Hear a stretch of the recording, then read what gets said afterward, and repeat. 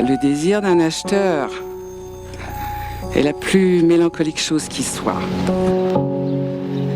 Mon désir, s'il en est un, si je vous l'exprimais, brûlerait votre visage. Il n'y a pas d'amour.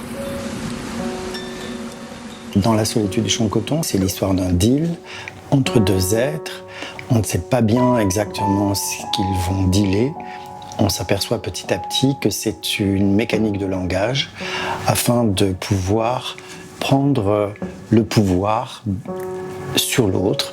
Je vous propose l'immobilité, l'infinie patience et l'injustice aveugle de l'ami. Moi, je n'ai pas de sentiments à vous donner en retour. De cette monnaie-là, je suis dépourvue. Je n'ai pas pensé en emporter avec moi. Vous pouvez me fouiller, vous pouvez me fouiller. Moi, je crois que c'est un des plus beaux textes que j'ai eu à mémoriser. Il obéit à une loi physique, physiologique, première dans son élan physique organique. Voilà. Et c'est super beau.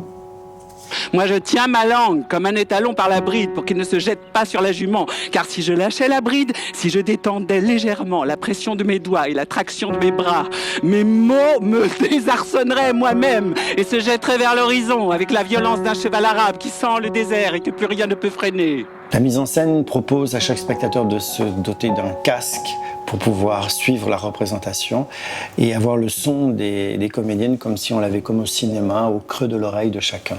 Il n'y a pas de gradin, les gens ne sont pas assis, on ne peut pas dire qu'ils se promènent parce qu'ils ne se promènent pas, ils sont guidés par la dramaturgie. Et c'est ça qui m'intéresse. L'acteur écrit ses trajectoires avec la résonance de la position de chaque spectateur dans l'espace.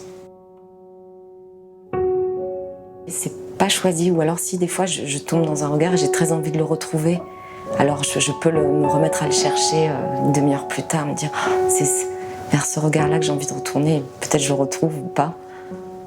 Moi je faisais partie de la scène, donc du coup je me sentais concernée par tous les propos et par le jeu en fait. Pour une fois on n'est pas assis sur notre chaise et on rentre dans le spectacle totalement.